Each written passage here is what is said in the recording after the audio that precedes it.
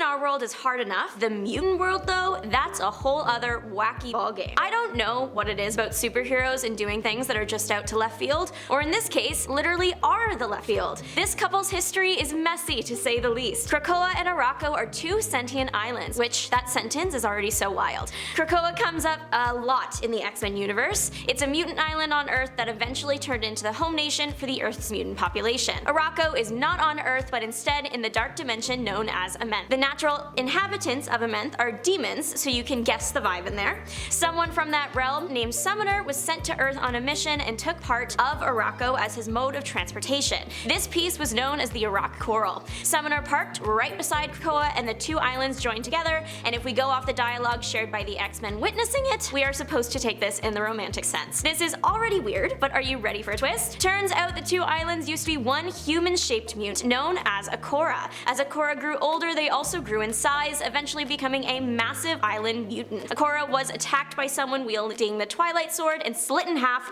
opening a portal to Amenth. That's how Arrako ended up in there, and Krakoa stayed on Earth. Now when it comes to the character of Kitty Pryde and her romantic partners, most people will think of Colossus, who had a pretty controversial relationship with Kitty, who was 14 compared to his 19 when they first met. That relationship didn't properly start until Kitty had come of age, but it still rubbed people the wrong way. Fans of the Ultimate Universe may also think of Peter Parker and that failed romance, and more recent fans may think of her and Peter Quill. But most people definitely don't think about Rachel Summers. No one saw that coming, and even when it was happening, most people had no idea. Sure, there were hints at it and innuendos, but it wasn't until Colossus came back from the dead that the relationship even became known to us, and that's only because of Rachel actually ending the relationship between her and Kitty Pryde. Otherwise, it's very likely no one would have known at all, and it would have just been fan speculation. However, I think maybe the biggest hint at the relationship was from the alternate reality of X-Men The End, where Kitty Pryde had 3 children together with Rachel Summers. That cements it pretty well. Shout out to Chris Claremont for sticking with the underlying idea that Kitty's true love is actually Rachel Summers. Let's meet our next lovebirds. One half is Lila Cheney, a rock superstar mutant. She is capable of powerful intergalactic teleportation, even as far across as the Milky Way. The other half is Samuel Guthrie, also known as Cannonball. He can generate thermochemical energy and release it from his skin. Essentially, he can blast himself around like a cannonball. The two meet in the New Mutants Annual #1 when Cannonball saved Lila's life. Their romance starting shortly after. They did have to take it slow. Lila's career was demanding. She is an international superstar after all.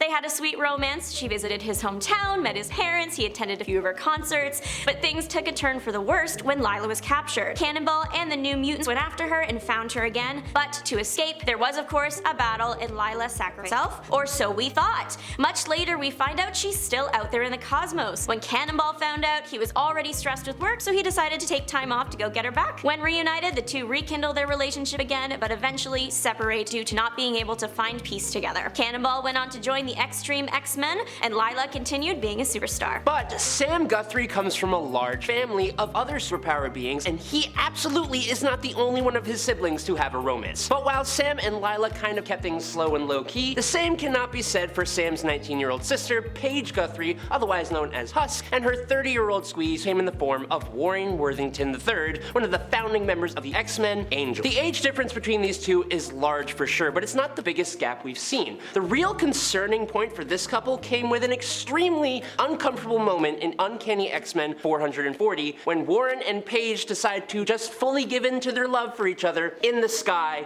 in front of Paige's mom, who Warren had just explained the situation to. It's awkward, and then to make it more kind of hilarious or worse depending on your perspective, the bad guys show up on the ground level while they're just midair sans clothing. That's all I can really say about this relationship. This next couple took decades to resolve their love story. The Beauty and the Beast of the 1980s, Dazzler and Beast, first met in Hollywood. Dazzler, a shimmering performer down on her luck, and Beast, a blue guy on vacation with big dreams of being on the big screen. The main problem they face is that at this point, the world isn't super fond of having new celebrities. Dazzler is promised the chance to perform for Hollywood's elite and jumps at it, only to discover the performance is less singing and more of a gladiator fight. The under-Hollywood fighting ring is eventually busted when Beauty and the Beast lead a revolt. Their romance in the 80s was limited to the 4 comics in the Beauty and Beast line, and the pair did break it off at the end. Dazzler went on to receive her own comic line, and in the last panel of the last issue, Beast made an appearance to ask Dazzler to join his new team of X-Men. This gets left on a cliffhanger for over 20 years, finally resolved by Dazzler superfan writer John McCann. His story story in Marvel's Heartbreakers Volume 1 involved a sweet meeting between former lovers, some slow dancing, and Dazzler finally answering Beast's question. She did not want to join his team. For us readers, we kinda knew that already, but the events of Dazzler 42, Heartbreakers 1 happened close together, so for Beast, he didn't have to wait that long. Dazzler did go on to find her happily ever after with another mutant, but I will make you wait just a bit longer to hear about that one. It won't be decades though, not by a long shot. But Dazzler is not the only person to be courted by the big blue of the X-Men. This is one I actually had not even the slightest clue about, but Jean Grey, who most people know for her romance with Cyclops and the love triangle between those two and Wolverine,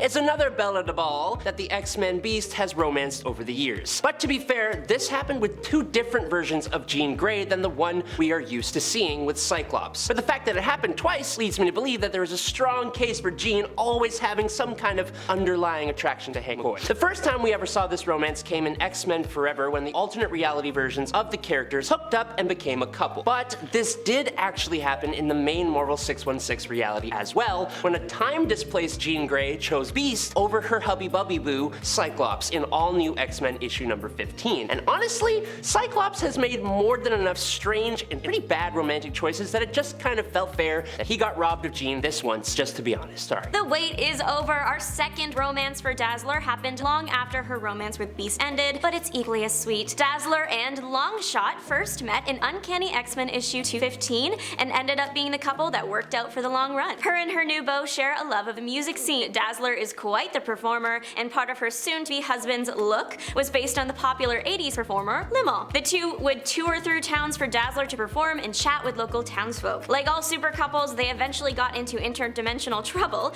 and were forced to take part in the Mojoverse version of The Wizard of Oz. They followed the Yellow Brick Road all the way to breaking Mojo's influence, and it's implied that Longshot killed Mojo. Finally, knowing some level of peace, our superstars did settle down in the Mojoverse and get married. They were even expecting a child. That child ended up becoming Shatterstar, we will get to a bit later on. Okay, this next one is kind of just strange to me, as well as not being known to a lot of people. For starters, this relationship is based on nothing other than a nurse doing her job. When the mutant Alex Summers, aka Havok, was put into a coma, his nurse, Annie Gazakanian, who I shall now refer to as simply Nurse Annie, was the one who cared for him. During the time she was caring for the comatose Alex Summers, she actually somehow fell in love with him, and even moved to the Xavier Institute to continue her care for him. This is where it's rather important to add that Nurse Annie was particularly anti-mutant, being pretty passive-aggressive with that sentiment too. So, it was interesting that when the Summers brother recovered from his coma, he went on to reciprocate the love of this nurse, the nurse that fell in love with her unconscious patient. Havok was so down bad for Nurse Annie that he even left his fiancée, Polaris, a fiancée whom he had a great relationship with that no one had a problem with, was the daughter of an incredibly powerful mutant, Magneto. A fiancée who he not only left, but left at the altar to pursue a relationship with a mutant disliking nurse who even occasionally went around kissing Bobby Drake. Can you imagine how long Havok and Nurse Annie lasted? That's right, not very long. As promised, now is the time for Shatterstar to shine. Well, him and his boyfriend Rictor. These two made history as the first ever on-panel same-sex kiss in 2009. After decades of subtext between the two characters, X Factor Volume 3, number 45 laid any doubts to rest. In this comic, Shatterstar's mind is taken over by the villain Cortex, forcing him to fight Rictor and fellow hero Strong Guy. It isn't until the mind link between Cortex and Shatterstar gets interrupted that Shatterstar can break free. Once that happens, Shatterstar and Rictor share a kiss of relief. Since this historic moment, the pair have gone on to share romantic confessions on panel, as well as work together on various super teams. Shatterstar even learned Spanish to be able to communicate privately with our Latinx king Rictor. Doreen Green, better known to the wider comic book world as Squirrel Girl, is not a mutant. She is instead a human mutate, which is apparently a big enough difference. So no, she is not an X-Men, but after starting as a joke character and quickly becoming one of the most well-known and fan-loved characters out there, she was bound to have a romance at some point. I just don't think anyone expected that romance to be with actual mutant and X-Men known as Wolverine. The only reason we know about the existence of this relationship, which seems to be very surface level, is due to a brief moment from the New Avengers number 7, where the two promise to be professional around one another despite earlier agreeing to never speak to each other again. So, clearly whatever relationship these two shared seemed to go pretty sour. The only other mention I could find of this relationship came in Wolverine number 8, when we get a look inside Wolverine's head. Specifically, a look inside Wolverine's desires, and we discover that Wolverine seems to still find the squirrel-themed hero very attractive among a handful of his other colleagues. I don't want to think about this anymore, let's move on. on. Well, that's all we got. Did you know about any of these relationships? Do you think we missed one of your favorites? Let us know down in the comments below, but until next time, I'm Adam Andrews. I'm Juliana Duran,